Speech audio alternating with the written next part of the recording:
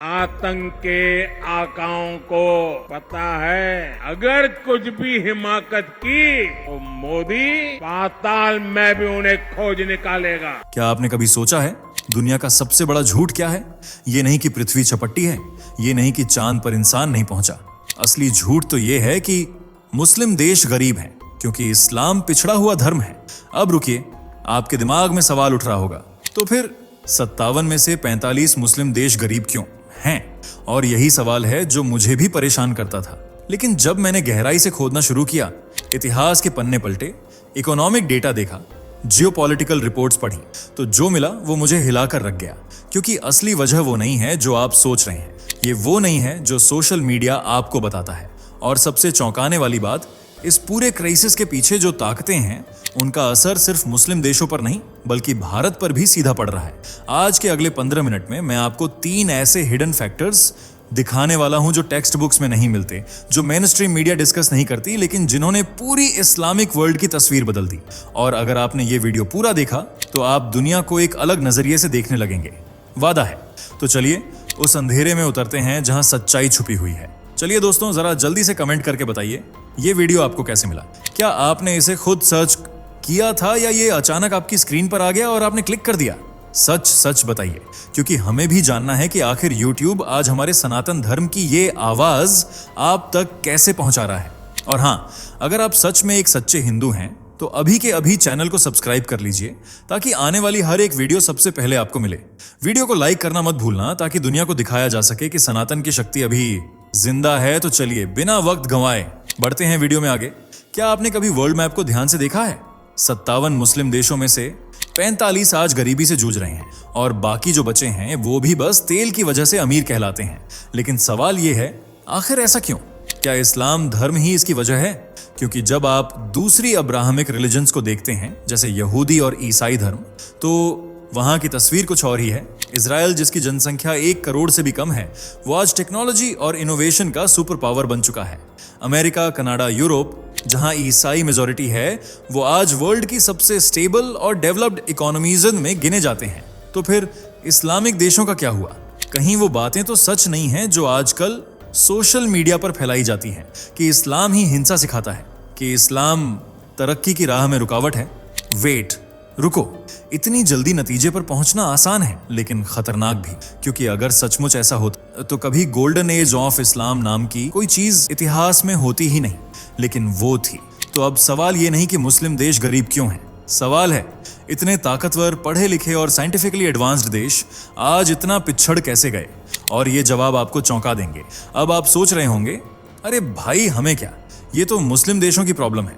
पर यहीं पर सबसे बड़ी भूल हो जाती है, क्योंकि ये सिर्फ इस्लाम या किसी एक धर्म का मुद्दा नहीं है। ये मुद्दा है जियोपॉलिटिक्स का, वर्ल्ड पीस का और इकोनॉमिक डेवलपमेंट का। जब अफगानिस्तान में जंग होती है, असर पाकिस्तान पर पड़ता है। जब यमन में भूखमरी आती है, मिडिल ईस्ट का पूरा ऑयल प्राइस हिल जाता है। जब सीरिया में कट्टरपंथ बढ़ता है, यूरोप तक रिफ्यूजी क्राइसिस पहुंच जाती है।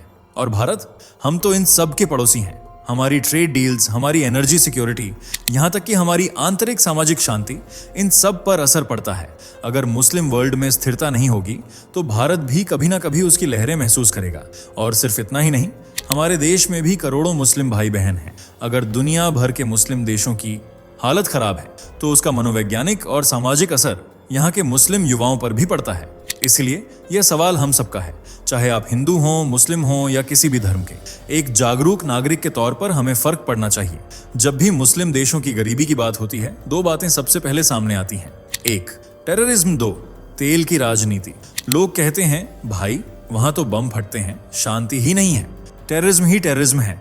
या फिर सिर्फ जिनके पास तेल है वही अमीर हैं, बाकियों के पास कुछ नहीं। लेकिन रुकिए, क्या वाकई यही सच्चाई है? अगर आतंकवाद ही गरीबी की वजह होता तो 1990 के दशक में कश्मीर, जो लगातार संघर्ष में था, वो आज भी जमीन पर होता। लेकिन नहीं, आज वही कश्मीर नई ऊंचाइयों पर है। अगर सिर्फ तेल ही तरक्की का रास्ता होता तो नाइजीरिया, जो अफ्रीका का सबसे बड़ा ऑयल प्रोड्यूसर है, आज वर्ल्ड इकोनॉमी में टॉप पर होता। लेकिन नहीं, वहां भी गरीबी हावी है।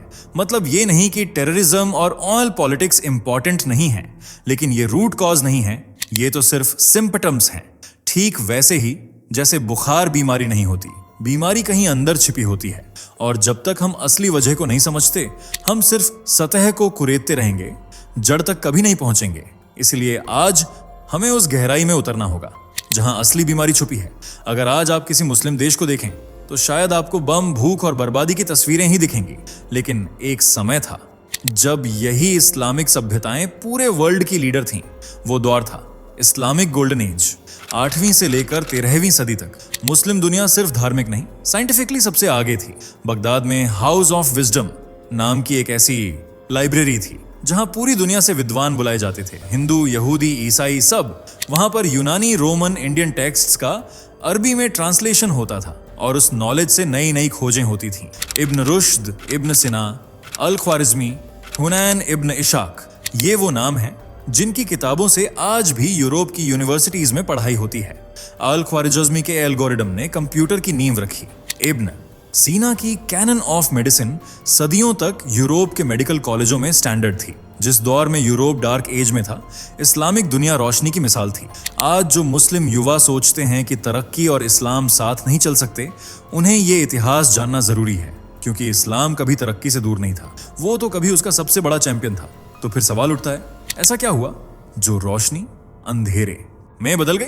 तो आखिर उस चमकती हुई इस्लामिक दुनिया का पतन कैसे हुआ? कैसे बगदाद जैसा नॉलेज हब आज IS जैसे आतंकी संगठनों का गढ़ बन गया? इसके जवाब में छुपा है इतिहास का एक बहुत कड़वा और अनदेखा चैप्टर। 13वीं सदी के बाद इस्लामिक दुनिया में एक बदलाव शुरू हुआ। Ideological shift, rational thinking, debate और ओपन माइंडेड एजुकेशन को धीरे धीरे एक नए सिस्टम ने रिप्लेस करना शुरू कर दिया, मदरसा सिस्टम। अब इन मदरसों में साइंस, लॉजिक, फिलॉसफी नहीं पढ़ाई जाती थी, बल्कि सिर्फ धर्म की एक कट्टर इंटरप्रिटेशन। जो भी धर्म के नाम पर सवाल पूछता, काफिर कहा जाता। निजामिया सिस्टम नामक एक नया मॉडल आया जहां स्टेट पावर और रिलीजियस अथॉरिटी पूरी तरह से एक हो गए। और तभी एक और आइडियोलॉजी उभरी, अशरी थॉट। इस विचारधारा के अनुसार अगर आग से रुई जलती है तो वो आग की हीट से नहीं, अल्लाह की मर्जी से जलती है। मतलब लॉजिक, साइंटिफिक कारण, नेचुरल लॉ, सब कुछ बेमानी हो गया, बस भगवान की मर्जी। और यहीं से साइंस को शक की निगाह से देखा जाने लगा। रैशनल स्कॉलर्स की किताबें बैन की गईं, उन्हें जेल में डाला गया, यहां तक कि मौत के घाट उतारा गया। फिर 1258 में मंगोल्स ने बगदाद पर हमला किया और हाउस ऑफ विजडम को जला दिया गया। हजारों किताबें यूं ही नष्ट हो गईं, मानो किसी सभ्यता का दिमाग मिटा दिया गया हो। जो कभी दुनिया को पढ़ाता था, अब वो खुद अंधेरे में चला गया। और वहीं से शुरू हुआ मुस्लिम वर्ल्ड का धीरे धीरे गिरना, जो आज तक रुका नहीं। अगर आपको लगता है कि मुस्लिम देशों की हालत सिर्फ बाहरी ताकतों की वजह से खराब है, तो एक बार मुस्लिम वर्ल्ड के अंदर झांक कर देखिए। यहाँ एक ऐसी जंग चल रही है जो दिखती नहीं, पर हर देश को तोड़ रही है। सऊदी अरब बनाम ईरान, सुन्नी बनाम शिया। ये कोई आज की दुश्मनी नहीं है, ये एक ठंडी लेकिन बिना रुके चलने वाली आइडियोलॉजिकल जंग है, जिसका मकसद है मुस्लिम वर्ल्ड का कंट्रोल किसके पास होगा। सऊदी चाहता है पूरी इस्लामिक दुनिया सुन्नी इस्लाम को माने, ईरान चाहता है पूरी दुनिया शिया इस्लाम की तरफ झुके। अब ये दुश्मनी कहीं खुलकर नहीं होती है, बल्कि प्रॉक्सी वॉर्स के जरिए लड़ी जाती है। यमन, जहां एक सुन्नी सरकार थी, उसे सपोर्ट किया सऊदी ने, तो ईरान ने वहां के शिया हूती विद्रोहियों को हथियार थमा दिए। नतीजा, एक देश बर्बाद, 85,000 से ज्यादा बच्चे भूखमरी से मारे गए। सीरिया, जहां असद सरकार शिया सपोर्टेड थी, तो वहां सऊदी ने सुन्नी विद्रोहियों को सपोर्ट किया। लेबनान, बहरीन, इराक, हर जगह यही कहानी दोहराई गई। ये जंग सिर्फ गोलियों से नहीं, हर दिन गरीबों की रोटी छीनकर लड़ी जाती है। और जब दो ताकतें अपनी सत्ता की भूख में लड़ रही हों, तो हार हमेशा आम इंसान की होती है। 2010 ट्यूनिशिया की एक सरकारी बिल्डिंग के सामने एक 26 साल का लड़का मोहम्मद बुआजी जी खुद को आग लगा लेता है। वो एक छोटा सा वेंडर था जिसका सामान पुलिस ने जब्त कर लिया, रिश्वत न देने पर। उस आग ने सिर्फ एक इंसान को नहीं जलाया, उसने पूरी अरब दुनिया को जगा दिया। अरब स्प्रिंग शुरू हुआ, एक क्रांति, एक उम्मीद, एक सपना। लोगों ने लोकतंत्र मांगा, आजादी मांगी, इंसाफ मांगा। ट्यूनिशिया, मिस्र, सीरिया, यमन, लिबिया, हर देश की सड़कों पर लोग निकले, तानाशाहों के खिलाफ आवाज उठाई। पर अफसोस, क्रांति का सपना बहुत जल्दी बिखर गया। मिस्र में मुबारक गया, लेकिन सत्ता फिर सेना के हाथ में चली गई। लिबिया में गद्दाफी मारा गया, पर देश सिविल वॉर में डूब गया। यमन में सरकार बदली, लेकिन लड़ाई रुकी नहीं, और आज तक वहां के लोग खाने को तरस रहे हैं। सीरिया में लोकतंत्र की मांग ने 12 साल लंबा युद्ध जन्म दिया, जिसने पूरे देश को तबाह कर दिया। जिस क्रांति से लोगों को उम्मीद थी वही उनका सबसे बड़ा दुह स्वप्न बन गई। डेमोक्रेसी की मांग ने लोकतंत्र नहीं बल्कि अराजकता और गरीबी को जन्म दिया। क्यों? क्योंकि लोकतंत्र सिर्फ चुनाव नहीं होता, वो एक सिस्टम होता है जिसे मजबूत संस्थानों की जरूरत होती है और बिना तैयारी के क्रांति अक्सर तबाही बन जाती है। धर्म अगर रास्ता दिखाए तो समाज आगे बढ़ता है, लेकिन जब वही धर्म एक बंद कमरा बन जाए तो तरक्की की रोशनी उस कमरे तक पहुंच ही नहीं पाती। यही हो रहा है आज कई मुस्लिम देशों में, जहां धार्मिक इंटरप्रिटेशन जो 1000 साल पहले बनाया गया था आज भी वैसा ही मान लिया जाता है जैसे वक्त कभी बदला ही नहीं। बैंकिंग सिस्टम देखिए, शरिया लॉ के तहत ब्याज, इंटरेस्ट लेना देना गुनाह माना जाता है, पर आज की ग्लोबल इकोनॉमी में इंटरेस्ट एक मूल आधार है। इसी से बैंक चलते हैं, इसी से बिजनेस ग्रो करता है। लेकिन जब बैंक इंटरेस्ट नहीं ले सकते तो वो लोन कैसे देंगे? और जब लोन नहीं मिलेगा तो नया बिजनेस, नई नौकरी, नया इनोवेशन, ये सब कैसे होगा? यही वजह है कि मुस्लिम देशों में बैंकिंग सिस्टम कमजोर है और स्टार्टअप कल्चर लगभग ना के बराबर। औरतों की बात करें, कई देशों में उन्हें काम करने की इजाजत नहीं या फिर उनके पास लीगल आइडेंटिटी तक नहीं होती। मतलब आधा मानव संसाधन बेकार पड़ा है सिर्फ कुछ सदी पुराने कायदों की वजह से। धर्म कभी तरक्की का दुश्मन नहीं होता, लेकिन जब उसका मतलब बदलने की इजाजत न हो तब वो खुद एक बंदी बन जाता है। वक्त के साथ कायदे नहीं बदले तो कायदे वक्त के नीचे दबकर मर जाते हैं। सोचिए, जिस सभ्यता ने अलजेब्रा और अलगोरिदम दुनिया को दिया वो आज साइंस पढ़ने से डरती है। कहीं ना कहीं कुछ तो बहुत गलत हो गया है। आज कई मुस्लिम देशों में साइंस को ईमान के खिलाफ बताया जाता है। इवोल्यूशन थ्योरी को इस्लाम विरोधी कहकर स्कूलों से हटा दिया गया। डार्विन का नाम लेना भी गुनाह मान लिया गया। पाकिस्तान में स्टूडेंट्स के बीच एंटी साइंस ग्रुप्स बन गए हैं जो अपने प्रोफेसरों को धमकाते क्योंकि वो गैर इस्लामी ज्ञान पढ़ा रहे हैं। एक मशहूर धार्मिक लीडर ने तो यहां तक कह दिया कि हमें बंदर से इंसान नहीं बनाया गया। ये थ्योरी झूठ है। अल्लाह ने हमें वैसे ही बनाया जैसे हम हैं। और अफसोस की बात यह है कि लाखों लोग बिना सवाल पूछे इस पर यकीन भी कर लेते हैं। पर साइंस विश्वास नहीं, प्रमाण पर चलता है। रेडियो वेव्स, वायरस, डीएनए, ये सब बातें नजर नहीं आती, लेकिन सबूत हर जगह हैं। अब इसका असर देखिए। इजराइल जैसे छोटे से देश ने सिर्फ एक साल में 22,000 से ज्यादा साइंटिफिक रिसर्च पेपर पब्लिश किए और पूरी इस्लामिक दुनिया सिर्फ 10,000। अब बताइए, जो समाज सवाल पूछने से डरता है वो जवाब कैसे खोजेगा? अगर तरक्की चाहिए तो अंधभक्ति नहीं, जिज्ञासा और तर्क चाहिए। अब तक आपने ये साफ समझ लिया होगा, मुद्दा इस्लाम नहीं है।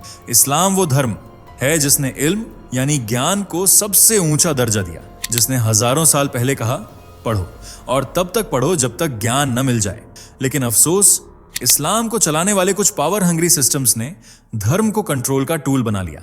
इन लीडर्स और क्लेरिक्स को डर है कि अगर लोग तर्क करने लगे, साइंस पढ़ने लगे, सवाल पूछने लगे तो उनकी सत्ता छिन जाएगी। यही वजह है कि जब भी कोई रिफॉर्म की कोशिश होती है उसे धर्म विरोधी बताकर दबा दिया जाता है। सऊदी अरब के प्रिंस ने जब को एजुकेशन रिसर्च यूनिवर्सिटी खोलने की कोशिश की तो उन्हीं के देश के मौलवियों ने उसे हराम कहकर बंद करवाने की धमकी दी।